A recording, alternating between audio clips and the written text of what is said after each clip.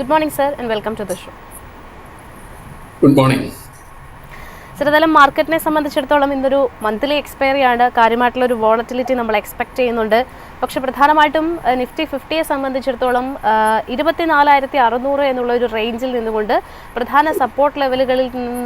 പ്രധാനപ്പെട്ട സപ്പോർട്ട് ലെവലിനെ സംബന്ധിച്ചിടത്തോളം ആ ഒരു 24,700 എന്നുള്ള ഒരു ലെവൽ ടെസ്റ്റ് ചെയ്യാൻ വളരെയധികം സ്ട്രഗിൾ ചെയ്യുന്നതായിട്ടാണ് കാണാൻ സാധിക്കുന്നത്.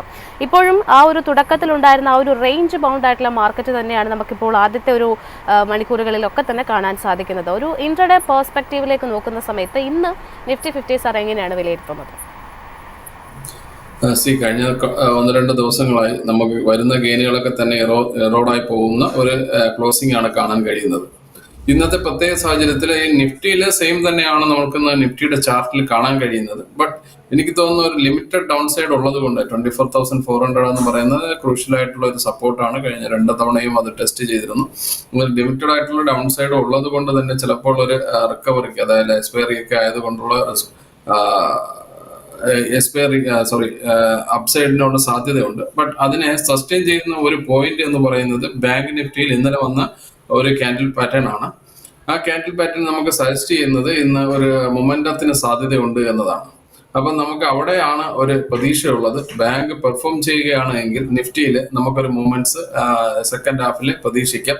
ബട്ട് ഇന്ന് മോർണിംഗിൽ ആ ഒരു ഇതില്ല, പതുക്കെ ഉള്ള ഒരു സ്റ്റാർട്ടിംഗ് ആണ് കാണുന്നത്. അതുപോലെ തന്നെ മോർണിംഗിൽ വന്നിട്ടുള്ള നമ്മളുടെ ഗെയിൻ തന്നെ ഇപ്പോ താഴോട്ട് പോകുന്ന ഒരു സ്ഥിതിയുമാണ് കാണുന്നത്. അപ്പൊ എനിക്ക് തോന്നുന്ന ഒരു സസ്റ്റൈനബിൾ ആയിട്ടുള്ള, അല്ലെങ്കിൽ താഴെ വന്ന് ഒരു സസ്റ്റെയിൻ ചെയ്തതിന് ശേഷമായിരിക്കും അടുത്തൊരു മൂവ്മെന്റ് വരിക. അത് തന്നെ ഒരു കണ്ടീഷണൽ ആണ്. കാരണം ബാങ്കിന്റെ ഒരു പെർഫോമൻസിനെ ഡിപ്പെൻഡ് ചെയ്തിരിക്കും, ബാങ്ക് നിഫ്റ്റിയിലെ ഒരു പെർഫോമൻസിനെ ഡിപ്പെൻഡ് ചെയ്തിരിക്കും നിഫ്റ്റിയിൽ വരുന്ന മൊമെന്റ് എന്നാണ് പ്രതീക്ഷിക്കുന്നത്. കാരണം ബാങ്ക് നിഫ്റ്റിയിൽ ഇന്നലെ വന്നിരിക്കുന്ന ചാർട്ട് അല്ലെങ്കിൽ കാൻഡിൽസ്റ്റിക് പാറ്റേൺ ഇന്ന് ഒരു പോസിറ്റീവ് സൂചന നൽകുന്നതാണ്. ഇതെല്ലാം നമ്മൾ സെക്ടേഴ്സ് പരിശോധിക്കുന്ന സമയത്ത് തുടക്കം മുതൽ തന്നെ PSU ബാങ്ക് ഇൻഡെക്സ് 1% കൂടുതൽ ഒരു നേട്ടം നൽകിയിട്ടുണ്ട്. ഇപ്പോഴും അത് 1% എത്തുകയാണ്. PSU ബാങ്ക് ഇൻഡെക്സിനെ സംബന്ധിച്ചിടത്തോളം നമ്മൾ ഈ ത്രൂ ഔട്ട് ഈ ഒരു മാസത്തിലെ പെർഫോമൻസ് പരിശോധിക്കുകയാണെന്നുണ്ടെങ്കിൽ ഏതാണ്ട് 11% നേട്ടം ഓൾറെഡി തന്നിരിക്കുകയാണ്. PSU ബാങ്ക് ഇൻഡെക്സിന്റെ ഈ നിലവിലത്തെ ഒരു സാഹചര്യത്തിൽ സാറിൻ്റെ ഒരു ടേക്ക് എങ്ങനെയാണ്? കഴിഞ്ഞ എല്ലാ ദിവസങ്ങളിലും, ഓൾമോസ്റ്റ് എല്ലാ ദിവസങ്ങളിലും തന്നെ PSU ബാങ്കിൽ നിന്ന് നല്ല സപ്പോർട്ടാണ് ബാങ്ക് ഇൻഡെക്സിന് കിട്ടിക്കൊണ്ടിരിക്കുന്നത്. ബട്ട് അവിടെ പ്രൈവറ്റ് സെക്ടർ ബാങ്ക്സിന്റെ ലാഗ്, അല്ലെങ്കിൽ അത് ഉള്ള പ്രൈവറ്റ് സെക്ടർ ബാങ്കുകളുടെ പ്രൈസ് ആണ് മൂവ്മെന്റിലേക്ക്, വലിയൊരു മൂവ്മെന്റിലേക്ക് പോകുന്നതിൽ നിന്ന് ബാങ്ക് നിഫ്റ്റിയെ ലിമിറ്റ് ചെയ്യുന്നത്. അപ്പൊ ഇപ്രാവശ്യവും അത് തന്നെയാണ് സംഭവിച്ചിരിക്കുന്നത്. ഒരു ഹൈ പോയിന്റിലേക്ക് പോകാനുള്ള സാധ്യതയുണ്ട്. പുതിയൊരു ലെവലിലേക്ക്, ഒരു റീസെന്റ് ഹൈയിലേക്കൊക്കെ വരാനുള്ള സാധ്യതയാണ് ഈ PSU ബാങ്ക് ഇൻഡെക്സിനെ സംബന്ധിച്ച് നമുക്ക് കാണാൻ കഴിയുന്നത്.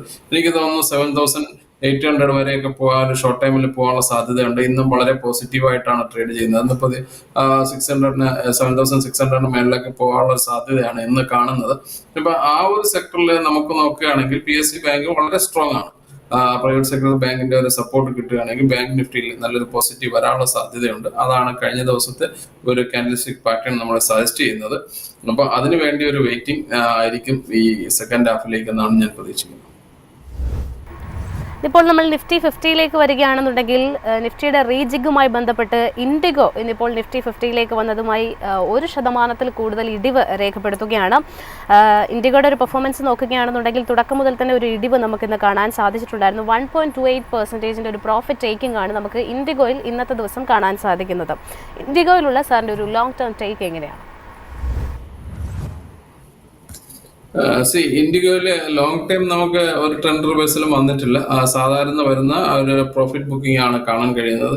അത് തന്നെ എനിക്ക് തോന്നുന്നു ചിലപ്പോൾ അത് തിരിച്ച് റീഗെയിൻ ചെയ്യാനുള്ള സാധ്യതയാണ് ഇന്ന് കാണുന്നത്. കാരണം ഒരു സപ്പോർട്ടിൽ വന്നതിന് ശേഷം അത് തിരിച്ചൊരു റീഗെയിൻ ചെയ്യാനുള്ള ഒരു സാധ്യതയുണ്ട്. ഇപ്പോൾ ഒരു സപ്പോർട്ട് സോണിന്റെ അടുത്താണ്.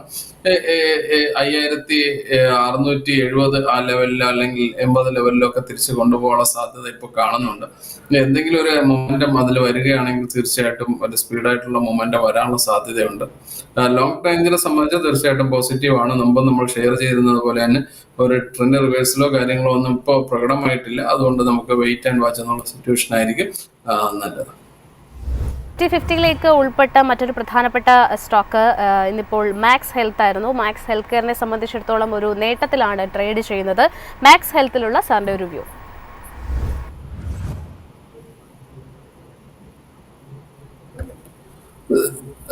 സി ഇന്ന് പോസിറ്റീവ് ആണെങ്കിൽ പോലും ഒരു സൈറ്റ്ലി ഒരു പ്രോഫിറ്റ് ബുക്കിംഗ് ആണ് നമുക്കതിൽ കാണാൻ കഴിയുന്നത്.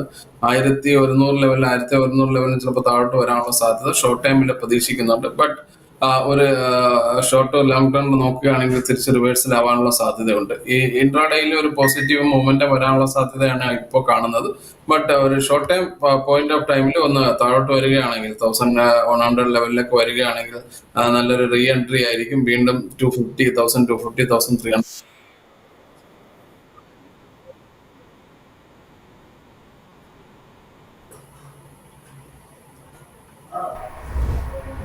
അനീഷ് സർ, അടുത്തതായിട്ട് ഭാരത് ഇലക്ട്രോണിക്സിനെ കുറിച്ചാണ് ചോദിക്കുന്നത്. ഇന്നും 1% കൂടുതൽ ഒരു മുന്നേറ്റം നമുക്ക് കാണാൻ സാധിക്കുന്നുണ്ട്. 404 രൂപ എന്നുള്ളൊരു നിലവാരത്തിൽ ട്രേഡ് ചെയ്യുന്ന സമയത്ത് തുടർച്ചയായിട്ടുള്ള ഒരു ചാർട്ട് പാറ്റേൺ നോക്കുന്ന സമയത്ത് ഭാരത് ഇലക്ട്രോണിക്സിൽ നമുക്കൊരു പോസിറ്റീവായിട്ടുള്ള ഒരു മൊമെൻറ്റം കാണാൻ സാധിക്കുന്നുണ്ടായിരുന്നു. ഈ ഒരു മൊമെൻറ്റം തുടർന്നും കണ്ടിന്യൂ ചെയ്യുമെന്നാണോ താങ്കൾ കരുതുന്നത്?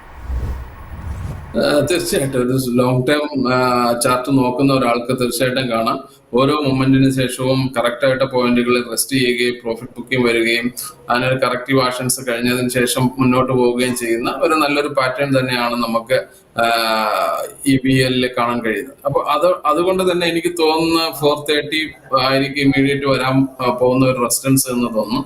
ഈ 400 ലെവലിലൊക്കെ നല്ലൊരു എൻട്രി പോയിന്റ് ആയിട്ട് കൺസിഡർ ചെയ്യാം. അത് തീർച്ചയായിട്ടും മൊമെന്റം പോസിറ്റീവ് ആയതുകൊണ്ട് മാർക്കറ്റിലെ സപ്പോർട്ട് വരുന്നതനുസരിച്ചിട്ട് അതിനെ ഡ്രൈവ് ചെയ്യാനുള്ള ഒരു സ്ട്രെങ്ത് ഇപ്പോൾ വന്ന മൂവ്മെന്റ്സിനുണ്ട്. ഇത് തീർച്ചയായിട്ടും ഒരു പോസിറ്റീവ് മൊമെന്റം കണ്ടിന്യൂ ചെയ്യുന്ന ഒരാൾക്ക് അല്ലെങ്കിൽ പോസിറ്റീവായിട്ട് വാച്ച് ചെയ്യുന്ന ഒരാൾക്ക് തീർച്ചയായും അത് മുന്നോട്ട് പോകാനുള്ള സാധ്യതയാണുള്ളത്.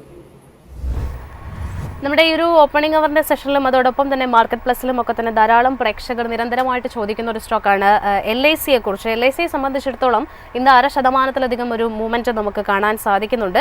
LICയിൽ നിലവിലത്തെ ഒരു സിറ്റുവേഷൻ അനുസരിച്ച് നമ്മൾ പ്രധാനമായിട്ടും വാച്ച് ചെയ്തിരിക്കേണ്ട ലെവൽസ് ഏതൊക്കെയാണ്? തീർച്ചയായിട്ടും എല്ലാവർക്കും പ്രതീക്ഷ ഉള്ളതും കാരണം ഒരുപാട് സ്ട്രഗിൾ ചെയ്തതിന് ശേഷം ഒരു പോസിറ്റീവ്നെസ് കാണുന്ന ഒരു സ്റ്റോക്സ് ആണ് നമുക്ക്.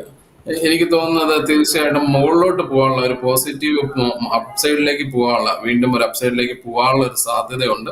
അതിനുള്ള ഒരു തയ്യാറെടുപ്പായിരുന്നു കഴിഞ്ഞ ദിവസങ്ങളിലെല്ലാം ഉണ്ടായിരുന്നത്. ഇമീഡിയറ്റ് നമുക്ക് പറയാനായിട്ട് കഴിയുന്നത് ഒരു ഷോർട്ട് ടൈം പോയിന്റ് ഓഫ് വ്യൂവിൽ പറയാൻ കഴിയുന്നത് ഒരു 980,000 ലെവലിലേക്ക് ഒരു റെസിസ്റ്റൻസ് ഉണ്ട്. അതിലേക്ക് വരാനുള്ള സാധ്യതയാണ് കാണുന്നത്. വോളിയം നിങ്ങൾ നോക്കുന്ന സമയത്ത് ഇപ്പോൾ ഈ റീസെന്റ് ആയിട്ടുള്ള കുറച്ച് 2-3 ദിവസങ്ങളായിട്ട് വോളിയത്തിൽ ഇമ്പ്രൂവ്മെന്റ്സ് കാണും. അതാണ് ഞാൻ പറഞ്ഞത്, അത് മുകളിലോട്ട് പോകാനുള്ള ഒരു തയ്യാറെടുപ്പിലാണ്. അപ്പൊ നമ്മൾ ഇമ്മീഡിയറ്റ് തന്നെ അത് വാച്ച് ചെയ്യുക. ഈ ഫസ്റ്റ് മൊമെന്റ് ഒക്കെ തന്നെ ക്യാച്ച് ചെയ്യാൻ സാധിക്കുകയാണെങ്കിൽ ഒരു നല്ലൊരു ഗെയിൻ അതിൽ പ്രതീക്ഷിക്കാം. ഒരു സ്റ്റേബിൾ ആയിരുന്നു കഴിഞ്ഞ കുറെ മാസങ്ങളായിട്ട് അത് സ്റ്റേബിൾ ആയിട്ടുള്ള ഒരു ചാർട്ട് പാറ്റേൺ ആണ് നമുക്ക് കാണാൻ കഴിയുന്നത്. അപ്പൊ തീർച്ചയായിട്ടും ഇവിടെ നിന്ന് ഒരു പോസിറ്റീവ് മൊമെന്റം നമുക്ക് പ്രതീക്ഷിക്കാൻ വേണ്ടി കഴിയും അപ് ടു 1000 ലെവലിലേക്ക്. ഈ മറ്റൊരു സ്റ്റോക്ക് ബാങ്ക് ഓഫ് മഹാരാഷ്ട്രയാണ്. ഇന്നിപ്പോൾ 2% കൂടുതൽ ഒരു മുന്നേറ്റം നമുക്ക് ബാങ്ക് ഓഫ് മഹാരാഷ്ട്രയിൽ കാണുന്നുണ്ട്. കൃത്യം ഒരു വർഷം മുൻപാണ് ബാങ്ക് ഓഫ് മഹാരാഷ്ട്രയുടെ ഓഹരികൾ 61 രൂപ എന്നുള്ളൊരു ഹൈ നിലവാരം രേഖപ്പെടുത്തിയിട്ടുണ്ടായിരുന്നത്. നിലവിൽ ആ ഒരു നിലയിലേക്കുള്ള ഒരു ബൗൺസ് ബാക്ക് ഏതെങ്കിലും തരത്തിൽ എക്സ്പെക്ട് ചെയ്യാമോ? എങ്ങനെയാണ് ബാങ്ക് ഓഫ് മഹാരാഷ്ട്രയെ വിലയിരുത്തുന്നത്? എല്ലാവർക്കും വളരെയധികം ഊഹാപോഹങ്ങളും സ്പെക്കുലേഷൻസ് ഒക്കെ ഉള്ള ഒരു സ്റ്റോക്കാണ് ബാങ്ക് ഓഫ് മഹാരാഷ്ട്ര. എല്ലാവരും പ്രതീക്ഷിക്കുകയും വളരെയധികം ഹൈ എക്സ്പെക്ടേഷൻസ് ഒക്കെ വെക്കുകയും ചെയ്യുന്ന ഒരുപാട് ന്യൂസ് ഒക്കെ എക്സ്പെക്ട് ചെയ്യുന്ന ഒരു ബാങ്കാണ്. തീർച്ചയായിട്ടും ഇപ്പോൾ കാണുന്നത് ചാർട്ട് പാറ്റേൺ അതിൽ വോളിയം ഇംപ്രൂവ് ചെയ്യുന്നുണ്ട്, മൊമെന്റം വരുന്നുണ്ട്. ഒരു നല്ലൊരു ചാർട്ട് പാറ്റേൺ ആണ് ഒരു കഴിഞ്ഞ ഒരു ഷോർട്ട് ടൈം പോയിന്റ് ഓഫ് ടൈമിൽ അതിൽ ഫോം ചെയ്തു വരുന്നത്. അപ്പോൾ അതൊരു പോസിറ്റീവ് ഇൻഡിക്കേഷൻ ആയിട്ടാണ് എനിക്ക് കാണാൻ കഴിയുന്നത്. ഇതിലിപ്പോൾ ഇമ്മീഡിയറ്റ് നമുക്ക് റെസിസ്റ്റൻസ് ഒരു 60 ലെവലിൽ റെസിസ്റ്റൻസ് ഉണ്ട്. അത് ബ്രേക്ക് ഔട്ട് ചെയ്യുകയാണെങ്കിൽ വലിയൊരു മൊമെന്റം അതിൽ പ്രതീക്ഷിക്കാം. അതൊക്കെ ആയിരിക്കും എല്ലാവരും പ്രതീക്ഷിക്കുന്നതെന്നാണ് എനിക്ക് തോന്നുന്നത്. ആ ഒരു എക്സ്പെക്ടേഷൻ അനുസരിച്ചിട്ടാണ് ഇവിടെ വോളിയം ഗെയിൻ ചെയ്യുന്നത്. അപ്പൊ 60 എന്ന് പറയുന്നത് ഇമീഡിയറ്റ് വരാൻ പോകുന്ന ഒരു റെസിസ്റ്റൻസ് പോയിന്റ് ആണ്. അവിടെ വന്നിട്ട് എന്തെങ്കിലും ഒരു പ്രോഫിറ്റ് ബുക്കിംഗ് ഒക്കെ വരികയാണെങ്കിൽ പോലും നമ്മളത് വലിയൊരു ഡൗൺ ട്രെൻഡ് ആയിട്ട് കാണേണ്ടതില്ല. തിരിച്ചത് വീണ്ടും റീഗെയിൻ ചെയ്യാനുള്ള സാധ്യതയുണ്ട്. അപ്പൊ അതിനുശേഷമായിരിക്കും 60 ലെവൽ എബോ ഒരു ക്ലോസിംഗ് കിട്ടുകയാണെങ്കിൽ അതിന്റെ അടുത്ത ദിവസങ്ങളിലൊക്കെ ഡേയ്സിലൊക്കെ തന്നെ നമുക്ക് വലിയൊരു മൊമെന്റം പ്രതീക്ഷിക്കാം. ആ ഒരു പ്രതീക്ഷ വെക്കുന്നത് നല്ലതായിരിക്കും എന്ന് തന്നെയാണ് എനിക്ക് തോന്നുന്നത്. അനീഷ് സർ, അവസാനമായിട്ട് നമുക്ക് നിലവിലത്തെ ഒരു കണ്ടീഷനിൽ മാർക്കറ്റിനെ സംബന്ധിച്ചിടത്തോളം ആ ഒരു പ്രധാനപ്പെട്ട സപ്പോർട്ട് ലെവലിൽ നിന്ന് തിരിച്ച് മുന്നോട്ട് പോകാനുള്ള ഒരു സ്ട്രഗ്ലിംഗ് ആണ് കാണുന്നത്. എസ്പെഷ്യലി നാളെ MPC യോഗ തീരുമാനങ്ങളൊക്കെ തന്നെ വരാനിരിക്കുകയാണ്. RBI സംബന്ധിച്ചിടത്തോളം MPC യോഗ തീരുമാനങ്ങൾ നാളെ അറിയാൻ സാധിക്കും. നിലവിലത്തെ കണ്ടീഷനിൽ ഏതെങ്കിലും സെക്ടേഴ്സോ സ്റ്റോക്സോ സാറിൻ്റെ ഫോക്കസിലുണ്ട്? ഞാൻ കുറച്ച് ദിവസങ്ങളായിട്ട് പോസിറ്റീവായിട്ട് വാച്ച് ചെയ്യുന്ന ഒരു സ്റ്റോക്സ് ഉണ്ട്, ഉഷ മാർട്ടിൻ. ഈ ഒരു ഉഷ മാർട്ടിൻ നല്ലൊരു മൊമെന്റം, ഇപ്പം ടെക്നിക്കലി ആൾറെഡി അതൊരു ബ്രേക്ക്ഔട്ട് ആയി കഴിഞ്ഞു. അത് നല്ലൊരു മൊമെന്റത്തിന് സാധ്യതയുണ്ട്. ഒരു ഷോർട്ട് പോയിന്റ് ഓഫ് വ്യൂ 600 വരെയൊക്കെ പോകാനുള്ള സാധ്യതയാണ് കാണുന്നത്. 440 എബോ ആണെങ്കിൽ അത് വളരെ പോസിറ്റീവ് ആയിരുന്നു. ഇപ്പൊ 470 ഒക്കെ ആയിട്ടുണ്ട്.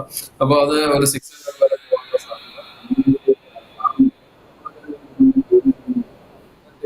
നോക്കുകയാണെങ്കിൽ നമുക്ക് വളരെയധികം പോസിറ്റീവ് ആയിട്ടുള്ള ഒരു ഔട്ട്ലുക്ക് തന്നുകൊണ്ടിരിക്കുന്ന ഒരു സ്റ്റോക്സ് ആണ്. അപ്പൊ ഇത് പോസിറ്റീവായിട്ട് വാച്ച് ചെയ്യുന്നതായിരിക്കും നല്ലത്. ദെൻ ഞാൻ കുറച്ച് സെക്ടർ, ഈ കേബിൾ, ഇത് യൂറോപ്പ് വയർ, അത് കേബിൾ പോലെയൊക്കെ ഉള്ള സെക്ടറലൈസ് ഒക്കെ ഇപ്പൊ പോസിറ്റീവാണ്.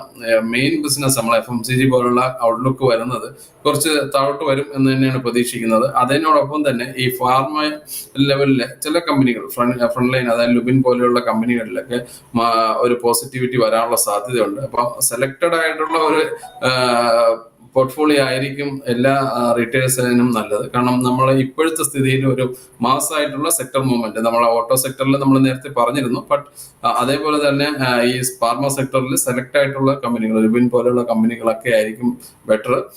പിന്നെ നമ്മുടെ സുരേഷ് സാർ പറഞ്ഞതുപോലെ നേരത്തെ മിഡ് സൈസ് IT കമ്പനികളിലൊക്കെ പോസിറ്റിവിറ്റി വരാനുള്ള സാധ്യത നമ്മൾ കാണുന്നുണ്ട്. കാരണം അതൊക്കെ ഒരു കറക്റ്റീവായിട്ട് നിൽക്കുന്ന ഒരു സെക്ടേഴ്സ് ആണ്. അപ്പൊ അതൊക്കെ നോക്കുന്നതായിരിക്കും കുറച്ചുകൂടെ favourable. Thank you so much. Yes, thank you so much Aneesh sir.